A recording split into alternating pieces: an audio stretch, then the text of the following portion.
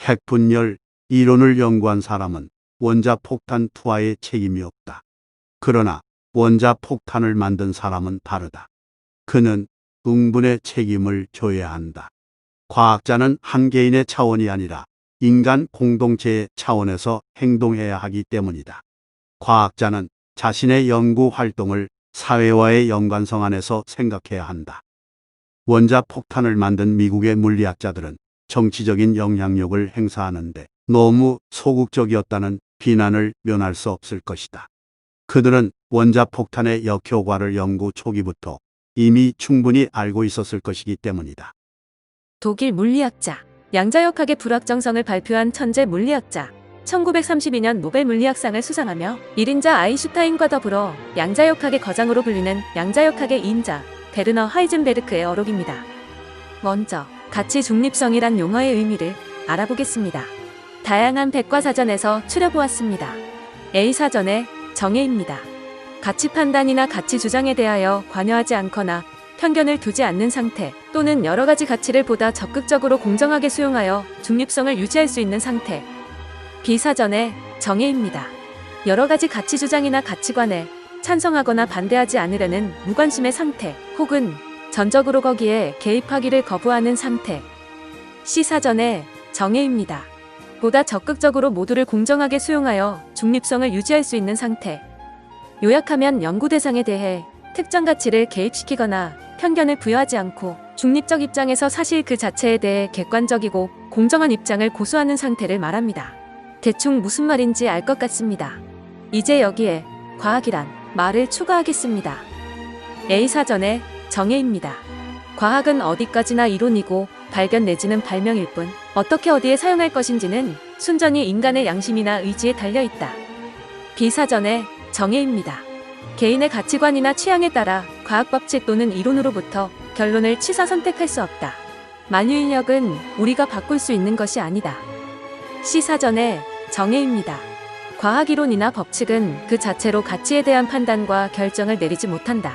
불치병에 관한 안락사 문제는 과학의 문제가 아니라 인간의 선택에 관한 문제이다. 요약하면 과학은 그 자체로 중립적 위치가 부여되며 과학 자체에 어떤 목적의식이나 가치 및 편견을 두지 말아야 합니다. 과학은 그 자체로 중립이며 그 과학으로 생긴 문제점은 그 과학을 사용하는 정치가나 정치 철학자들의 책임입니다. 과학으로 절대적인 진리를 발견할 수 있다고 생각하지는 않지만 과학은 진리로 끝없이 접근하는 과정이다. 가설이 지니는 약점을 반복적인 실험과 관찰로서 반박하여 없애려는 노력을 통해 과학은 분명히 존재하는 진리를 찾아가기 위한 과정이다. 과학자들의 끊임없는 탐구는 진리를 찾아내었든 찾아내지 못했든 객관적 진리로 다가가는 그 과정 자체로 의미 있는 것이다. 다시 말해 과학에서 주관이 설 수 있는 여지를 최대한 줄여나가 과학적 논리와 객관성을 추구하는 모습이야말로 가치 중립적인 과학자의 모습이다. 참고만 하기 바라며 이건의 칼 포커의 반증주의에서 자세히 배우도록 하겠습니다. 여기서 한 가지 혼란스러운 부분이 있어 정리하고자 합니다. 과학자에게는 책임이 있으며 내적 책임과 외적 책임으로 나뉘어집니다. 먼저 내적 책임은 자신이 탐구하고 있는 사물이 어떤 상태에 있는가를 인식하는 책임, 즉 과학적 탐구에 대한 책임이며 사회에 대한 책임이라고도 불리는 외적 책임은 연구 과제의 잠재적 위험성에 대해 항상 주의해야 하며 실수나 악용함으로써 나타날 수 있는 위험성을 경고해야 한다는 것입니다. 앞에서 소개한 하이젠베르크의 어록에는 두 종류의 과학자가 등장합니다. 첫 번째 과학자는 핵분열 이론을 연구한 과학자이며 두 번째 과학자는 원자폭탄이라는 핵무기를 만든 과학자입니다. 핵분열 이론을 연구한 과학자에게는 내적 책임만 있습니다. 핵분열이 어떤 원리이며 어떤 상태에 있는가를 인식하는 책임이죠. 하지만 핵분열 이론으로 핵무기를 만든 과학자의 책임은 내적 책임과 더불어 한 가지 책임이 추가됩니다. 바로 외적 책임인데요. 핵분열 기술로 원자폭탄을 만들었을 때 초래될 잠정적인 위험성과 이를 악용 시 초래될 위험성까지 정치 철학자들에게 경고를 했어야 합니다. 최초의 원자폭탄을 제조하기 위한 맨해튼 프로젝트에 참여한 과학자들은 핵분열 기술을 핵무기로 사용할 것을 알고 있었음에도 핵무기 제조를 막으려 설득하기보다는 오히려 핵무기 연구에 참여하게 됩니다. 같은 핵물리학자인 하이젠베르크 입장에서는 과학자의 외적 책임을 저버린 행동으로 보였을 것입니다.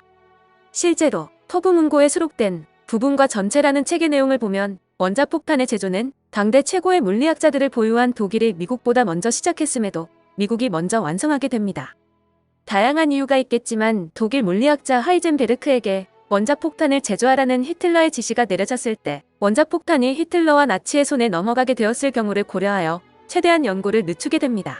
과학자의 외적 책임, 즉 사회에 대한 책임을 다한 것이죠. 반대로 미국의 아인슈타인의 입장에선 민주주의 승리를 위해 원자폭탄을 제조하였지만 당시 미국의 대통령이었던 루즈벨트에게 보낸 2번의 서신을 통해 일본에 대한 원폭 사용의 우려와 전후 핵개발 경쟁에 대한 우려를 표명하였기에 그 또한 외적 책임을 다했다고 볼 수 있습니다. 핵 분야를 발견하고 핵무기를 제조한 것까지는 과학자들이지만 옳거나 그른 사용에 대한 최종 결정은 결국 정치가 혹은 정치 철학자의 몫이므로 과학자들은 그들에게 위험성과 올바른 사용에 대해 경고와 권고를 하는 것까지가 그들의 책임입니다. 이제 통념과 진실로 정리하고자 합니다. 기존 통념은 과학은 객관적이며 가치 중립적인 것이어서 과학자들은 단순히 사실에 대한 판단만을 내려줄 뿐 가치와 관련된 것은 그러한 과학을 사용하는 인간과 관련되어 있다는 생각이 주를 이루었습니다. 하지만 진실은 과학을 연구하고 발전시켜 나가는 것 또한 인간이기에 가치라는 것이 개입될 수밖에 없으므로 과학자는 연구가 사회적으로 바람직한 것인가에 대해 고민하여야 하고 오용될 경우의 위험성에 대해 사람들에게 경각심을 심어주어야 한다는 것입니다. 가치 중립성에 대해서는 여기서 마치도록 하고 이제 철학의 중요성과 유용성에 대해 알아보고 마치겠습니다. 앞서 언급했듯이 2차 대전이 막바지에 다다를 무렵 독일과 미국은 핵무기 개발에 더욱더 박차를 가하게 됩니다. 독일에서는 하이젠베르크가 미국에서는 아인슈타인이 선두 과학자로서 연구에 나서게 됩니다. 그들은 과학자이지 철학자가 아니므로 가치 중립적인 입장을 지닐 뿐이지만 연구를 늦추거나 정치가에게 경고를 하게 되는 데는 그들 뒤에서 그들에게 영향을 끼친 철학자들이 있기 때문입니다.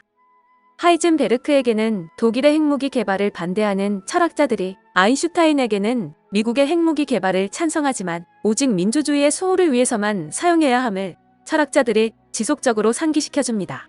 또한 미국이 핵무기를 개발한 후 끊임없는 경고와 주의로 루즈벨트의 시선을 이끈 이들 또한 철학자입니다. 결국 독일의 핵무기 개발 실패와 미국의 핵무기 성공 뒤에는 올바른 윤리적 행위를 이끌고자 하는 철학자들이 자리하고 있습니다. 여기서 우리는 철학의 유용성에 대해 생각해 볼 필요가 있습니다. 오늘 배웠듯이 과학은 가치 중립적이며 도덕 중립적입니다. 즉, 그들은 가치와 도덕을 모르며 앞으로 나가야 할 방향을 결정하지는 못합니다.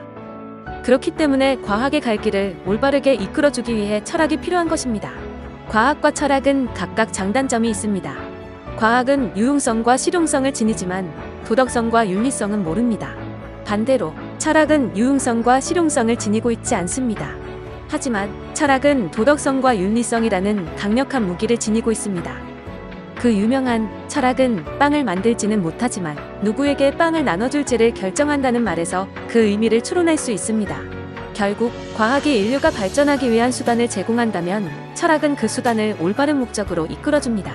그러므로 철학과 과학은 항상 보충 관계에 있어야 합니다. 과학자이며 철학자였던 하이젠베르크에게는 그의 선조, 철학자 칸트의 정신이, 아인슈타인에게는 신의 존재에 대한 끊임없는 탐구와 철학자 쇼펜하우어, 스피노자의 정신이 내재하여 그들을 올바른 길로 걷도록 이끌어주었던 것입니다. 백린탄이라고 들어보았나요?